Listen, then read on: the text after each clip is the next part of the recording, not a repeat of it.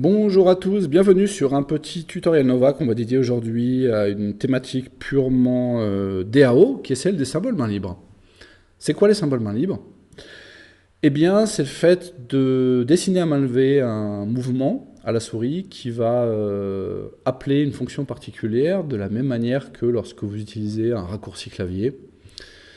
L'idée, c'est quoi? Eh bien, imaginez que vous ayez un crayon à la main, une feuille de papier, que vous posiez la mine de ce crayon sur la feuille de papier et que vous effectuez un gribouillis qui représente l'un des mouvements représentés à l'écran. Et qu'une fois ce mouvement effectué, eh bien, la fonction correspondante est appelée. Donc dans Nova, on n'a pas de crayon, par contre on a une souris, et le fait de gribouiller le symbole main libre avec le crayon, dans mon exemple, correspond dans la pratique dans Nova à maintenir le clic gauche de souris pressé et d'effectuer en même temps un mouvement particulier. Exemple, je fais un W, ça va appeler un mur. Je fais un mouvement de cercle, j'appelle un cercle, etc. Donc il y a un côté tactile qui est très très agréable une fois qu'on a pris la main. Comme pour tout processus d'apprentissage, cela nécessite au début un effort d'attention, donc essayez de vous réserver quelques minutes dans vos premières journées d'apprentissage pour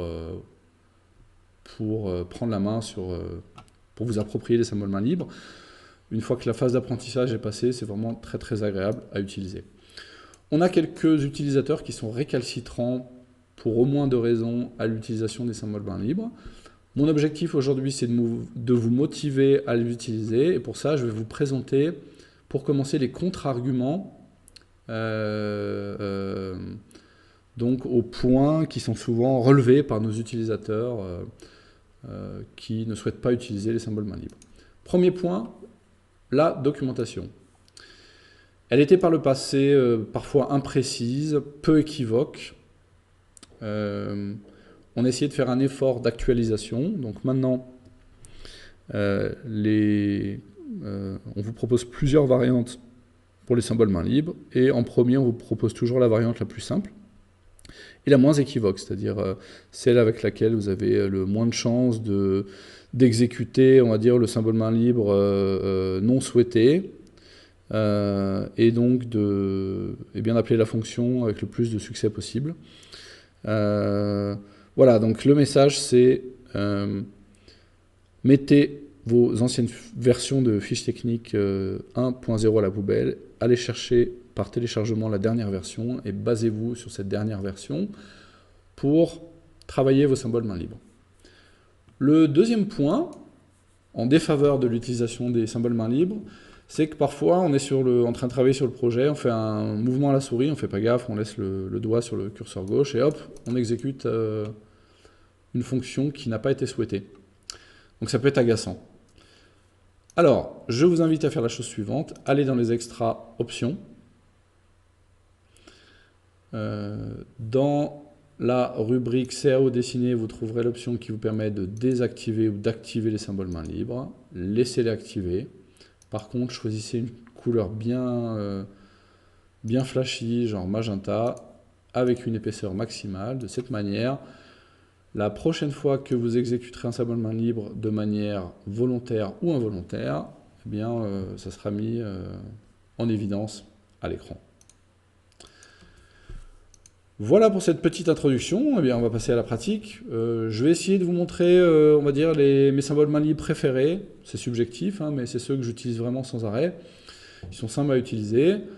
Et je vais essayer aussi surtout de vous donner des petits moyens mémotechniques dans la mesure du possible pour les mémoriser. Voilà. Alors c'est parti.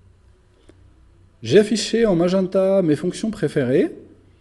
C'est personnel bien sûr, mais le message derrière c'est de vous dire c'est pas la peine de connaître toutes les fonctions. En revanche, soyez à l'aise avec celles dont vous avez vraiment besoin. La première série va consister à modifier la position d'un objet. Donc les fonctions de déplacer, les fonctions de glisser, pensez à la lettre V comme moyen mémotechnique, comme vecteur de déplacement. Donc voici pour la fonction glisser. Et voici pour la fonction...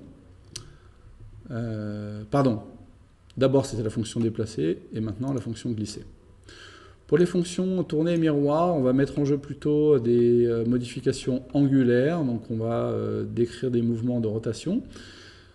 Pour ces mouvements, les faites pas trop amples, sinon vous allez appeler la fonction cercle. Et ne cassez pas la trajectoire, sinon vous risquez de définir un angle et donc d'appeler par exemple la fonction mesurer. Donc ça va donner ça. Pour la fonction tourner, je vais du bas vers le haut.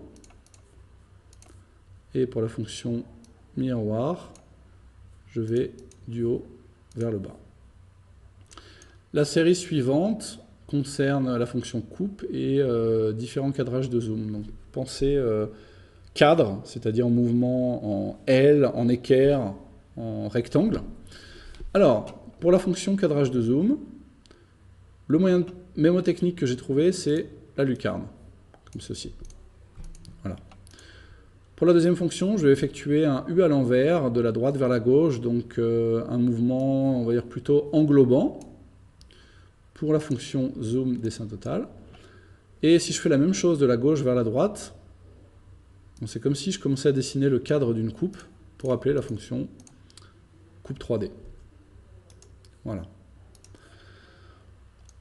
Le mouvement suivant, le mouvement mesuré, le moyen mémotechnique que j'ai trouvé, ça vaut ce que ça vaut, mais on cherche à être précis, donc on va penser à une pointe.